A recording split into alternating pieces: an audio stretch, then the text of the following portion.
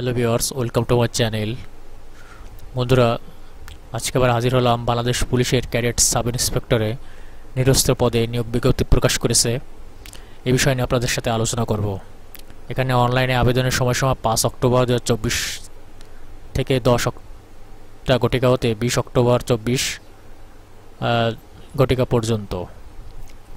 আজকে আমি এখানে মেন টপিক নিয়ে আপনাদের সামনে আলোচনা করব। তো এখানে দেখতে পাচ্ছেন প্রার্থীর বয়স, যোগ্যতা। এখানে ছেলে মেয়ে উভয় আবেদন করতে পারবেন। 20 অক্টোবর 2024 খ্রিস্টাব্দ পর্যন্ত আপনাদের 19 থেকে 27 বছরের মধ্যে হতে হবে।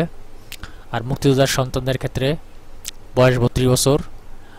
শিক্ষাগত যোগ্যতা যে কোনো বিশ্ববিদ্যালয় থেকে আপনার ডিগ্রি পাস বা অনার্স পাস হলে আপনি আবেদন করতে পারবেন। কম্পিউটারে অবশ্যই আপনার দক্ষতা থাকতে হবে। 3 সপ্তাহের কোর্স বা 6 সপ্তাহের কোর্স, 3 মাসের কোর্স, যে কোনো একটি কোর্স থাকলে আপনি করতে পারবেন। প্রার্থীকে অবশ্যই অবহিত হতে হবে, তালাকপ্রাপ্ত গ্রহণযোগ্য হবে না। আর যখন আপনি ট্রেনিং করবেন শারদায় শিক্ষানবিশকালের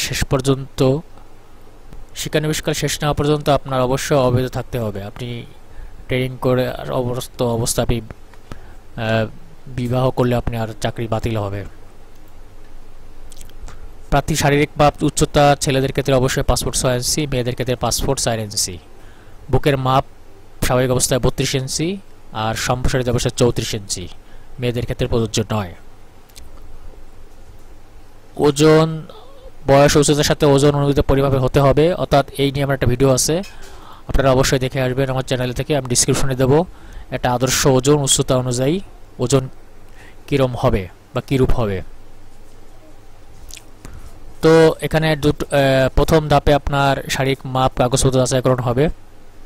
অনলাইনে আপনি এই ওয়েবসাইটে আমি ডিসক্রিপশনে দিয়ে দেবো, অনলাইনে আপনি আবেদন করতে পারবেন। আপনার টেলিটক সিমে অবশ্যই 40 টাকা থাকতে হবে। আর আপনি যে কোনো কম্পিউটার দোকান থেকে আবেদন করতে পারবেন। তো এটা আবেদন করার পর কীভাবে আবেদন করবেন এটা দেখা যাচ্ছে। তারপর আপনার অবশ্যই আবেদনের 40 টাকার আবেদনটা শুধু আপনার ফিজিক্যাল শারীরিক মাপ কাগজপত্র যাচাই বাছাই সম্পর্কে একটা অ্যাডমিট কার্ড সংগ্রহ করবেন। করার পর আপনার প্রার্থীদের নিজ রেঞ্জ দেওয়া নির্ধারিত পরীক্ষা কেন্দ্র, তারিখ, সময় জানানো হবে। 7টি ইভেন্ট হবে। এখানে দেখেন আমি হলুদ কালার দিয়ে রেড করে রাখছি। দৌড় হবে, long jump, high jump, push up, sit up, dragging, rope climbing অংশগ্রহণ করতে হবে। তারপর আপনার admit card for physical endurance test 2 copy, শিক্ষাযোগ্যতার সনদপত্র। যখন আপনার শারীরিক মাপ ও কাগজপত্র যাচাই বাছাই করানো হবে, আপনার 40 টাকা যে অ্যাপ্লিকেশনটা করেছেন সেটা শুধু শারীরিক মাপ ও কাগজপত্র যাচাই বাছাই করানো হবে। শিক্ষাযোগ্যতার সাময়িক পত্রের মূল কপি নেবেন। চারিত্রিক সনদপত্র শিক্ষা প্রতিষ্ঠানে, জেলার স্থায়ী বাসিন্দা হিসেবে আপনার নাগরিক সনদের মূল কপি। তারপরে অভিভাবকের ইন্ডিভিটি ঘোষণাপত্র, প্রার্থী জাতীয় পরিচয়পত্রের মূল কপি, আর জাতীয় পরিচয় না থাকলে পিতামাতারটা নেবেন। সরকারি গেজেট কর্তৃক 3 কপি সদ্য তোলা পাসপোর্ট সাইজের রঙিন ছবি সত্যায়িত করবেন। আর এখানে দেখতেছেন MS অফিস। আমি বলেছিলাম কম্পিউটারের যে দক্ষতা সেটা 3 সপ্তাহ, অর্থাৎ 3 7 21, 1 মাস মেয়াদি হলেও হবে, সর্বনিম্ন 21 দিন হতে হবে। এটা বাধ্যতামূলক লাগবেই।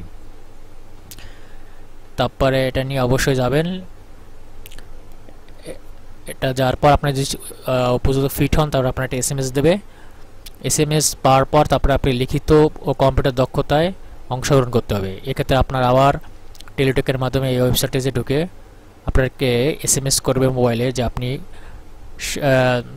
শারীরিক মানসিক এই দক্ষতায় আপনি উত্তীর্ণ হয়েছেন, শারীরিক মাপ। তখন আপনার আবার লিখিত পরীক্ষায় অংশগ্রহণ করা লাগবে। আপনি আবার সেই ইউজার ID পাসওয়ার্ড এখানে ঢুকবেন, ঢুকে 550 টাকা জমা দিতে হবে যে কোনো প্রিপেড টেলিটক নাম্বার থেকে। তো বন্ধুরা, পরের ধাপে আপনি যেটা করার পর যখন পূরণ করলেন, করার পর আপনার লিখিত বুদ্ধিমত্তা পরীক্ষায় প্রবেশপত্র যখন প্রকাশ করা হবে তখন আপনি এখান থেকে ডাউনলোড করবেন। তখন লিখিত পরীক্ষা হবে। আপনার লিখিত পরীক্ষার কেন্দ্র সব জানা দেওয়া হবে SMS-এ। তখন আপনি ইংরেজি, বাংলা রচনা, কম্পোজিশন 100 মার্কের হবে 3 ঘন্টা। তারপরে সাধারণ জ্ঞান ও গণিত হবে 3 ঘন্টা এবং মনস্থ তথ্য হবে 1 ঘন্টা। এটা আপনি যদি উত্তীর্ণ হন তারপরে কম্পিউটার দক্ষতা পরীক্ষা নেওয়া হবে। এইভাবে আপনি দক্ষতা অর্জন করার পর আপনি আপনার ট্রেনিং হবে। চূড়ান্তভাবে যদি আপনি নিয়োগ পান সারদায় 1 বছরের একটা মৌলিক প্রশিক্ষণ গ্রহণ করতে হবে। নিয়োগের চাকরির সুবিধাবধি আপনার 16,000 টাকা স্কেল, অন্যান্য সুযোগ সুবিধা পাবেন। তারপরে এলো বন্ধুরা বিস্তারিত ভিডিও। আপনি যদি আর কোনো প্রশ্ন করতে চান তাহলে অবশ্যই আমার কমেন্ট বক্সে জানাবেন, আমি উত্তর দেওয়ার চেষ্টা করব। তো আজ এই পর্যন্তই। ভালো থাকুন, সুস্থ থাকুন, আল্লাহ হাফেজ।